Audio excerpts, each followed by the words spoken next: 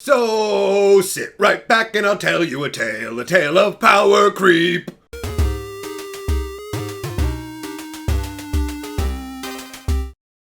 Greetings, owners of fine luxury cardboard rectangles. We are here today to talk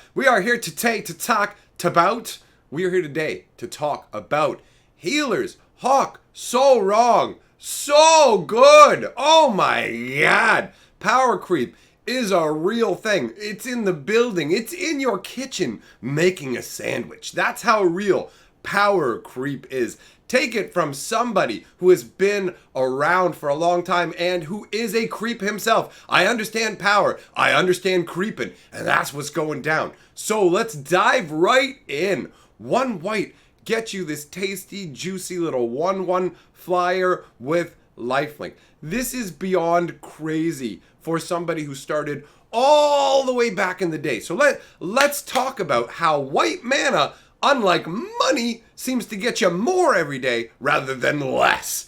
Back in the beginning of Magic, what you would get for one white mana in terms of a 1/1 is you would get yourself a Benelish hero. There's your 1/1 bander, right? And there were other things that came along pretty quickly. Ication Infantry is an example of how weak the cards were in comparison to now. Because if you look at Ication Infantry, it's one white to put out, right? You get a 1/1 and it has two abilities, but each of those abilities, the banning ability and the first strike ability, both require that you activate them with mana, right? And so obviously that's not that hot. Ication Infantry is weak. This is trash. This card is in no way good, right? I mean, Benelish Hero at least has the banding built in, so there's some decency to that, but Ication Infantry is just a step downwards. Now, as we've traveled through the history of Magic, we've seen a lot of creatures at one white, and for the longest time, the power bar stayed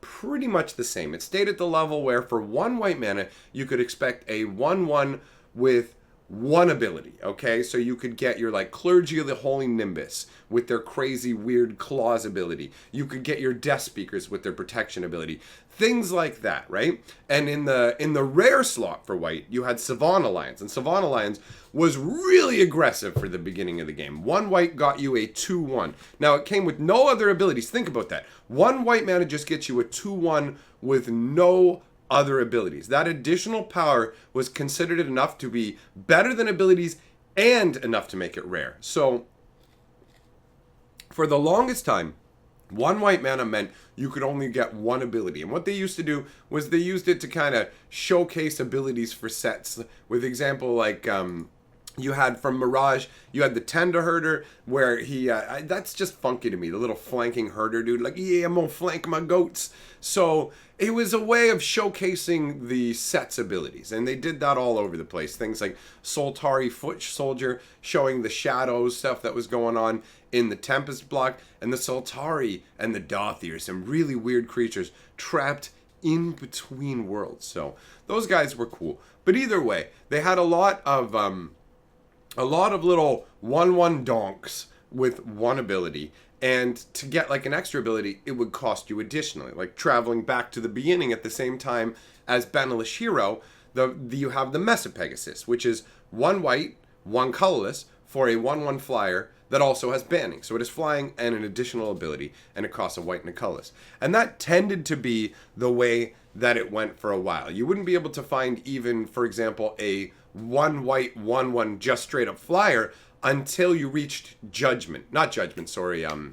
Judgment, that's correct. It was Judgment and then reprinted in 8th edition. So that's when we got the first 1/1 for one. That was the Suntail Hawk 1/1 flyer for one. And we can see as time has been progressing how the power creep has been coming along in not just the common slot, but also in the uncommon and rare slot specifically, because one white mana nets you much more now than it used to. One white mana in terms of uncommons can get you things like a Burriton Forge Tender, and that's one white for a pro red that you can also sacrifice to prevent all damage from a red source. So those two abilities are really solid. Even just sticking to the common slot, if you look at the newer things that they're doing, like Doomed Traveler from Innistrad was a great example of this. 1 white for a 1/1. When it dies, you get a 1/1 flying spirit token. That's a lot for 1 white mana, honestly. That feels like being able to generate an additional creature token with flying technically is one ability, but it feels strong enough to count in the same category as 2 abilities. Now, you've got other cards as well as they went along with the 1 white cost. Like there's the simple stuff like Lantern Kami from Kamigawa Block, which is just another Suntail Hawk. But progressively, you move towards that stronger power with things like the Sacred Cat, right? And that's from a recent set, Amonkhet. 1 white gets you that lifelink and Embalm. So it comes back as a lifelink token. So if you look at this, this is even a step up almost to a degree from the Doomed Traveler, just because it has lifelink to begin with and then makes a lifelink token. And making the token is pretty much equal to the Doomed Traveler, but the lifelink is an additional ability. So you have that on top of it. It just keeps getting progressively crazier, right? And even with the rare, like Savannah Lions used to be 1 white, 2/1 rare. Now Savannah Lions has been reprinted as a common in Masters 25. But you can see that it's not just like they decided Savannah Lions was a special case and shouldn't be rare. They had already previously decided that 1 white for 2/1 is totally okay at lower rarities. And they had done that originally with Elite Vanguard, which they brought in as uncommon. Honestly, the artwork on Elite Vanguard is really, really nice. I enjoy the setting of it. The only problem I have with the artwork is in the snow you've got this goblin, and this goblin had to be a 1/1, and the Vanguard's a 2/1 with no first strike. So that Vanguard should be dead as well. But either way, that's a little nitpick with the art, and that's not what I'm here to do with this particular video. It's just when I look at it and think about it, I can't help but bring it up. But either way, they brought out Elite Vanguard as an uncommon originally, and now they moved it down to like the common slot and things like Eternal Masters. So we're at the point where 1 white mana can net you a 2/1 or a 1/1 with multiple abilities, which is really crazy. Healer's Hawk feels really good, and obviously Pauper players are going to be absolutely in love with this card because look at what you get for 1 mana. It's incredible. There's no complaints I have about this. Does it feel too strong? It feels right on that cusp, guys. It feels right on the cusp of what's too strong. I feel like to get any more powerful than this for 1 white, you have to move into the realm of legendary creatures. Like, for example, Isamaru Hound of Konda is a 1 white vanilla legendary creature that's 2/2. So it nets you a 2/2 for 1. Now, I genuinely feel like we've reached the point with power creep that the next time they do a 1 cost legendary creature, it'll be bigger than Isamaru, or it'll be a 2/2 with an extra ability, because it's reached the point where when you can pay 1 mana for an Elite Vanguard that's 2/1 and it's a common, Isamaru does not feel like a rare legendary creature anymore.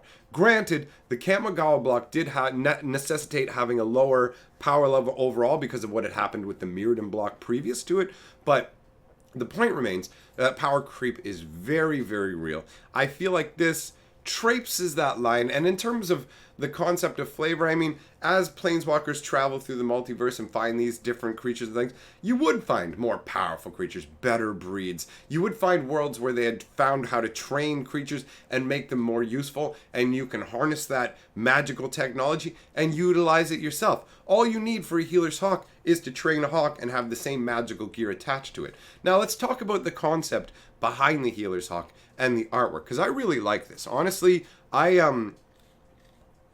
really like the way this artwork depicts Ravnica in the background. It's got kind of a snowy feel. Now, I understand that that's not what's going on here because this is set during autumn, so that's not the case. But it does give me that snowy kind of feel. And if you guys don't know what this concept is, basically the Healer's Hawk, they send this bird out with these healing potions or whatever it is, some sort of healing magic strapped to these hawks. So these hawks are trained to seek out the wounded and bring the vials to them. So I guess it's a vial of a healing potion. That seems like the most likely concept. Now, the idea of one of these hawks just plummeting down out of the sky, and you just see this glow coming towards you, and you're like, is that an angel? Is that salvation? And it is indeed salvation, but it's not an angel. And guys, this is concepted off of something from the real world, which is really cool.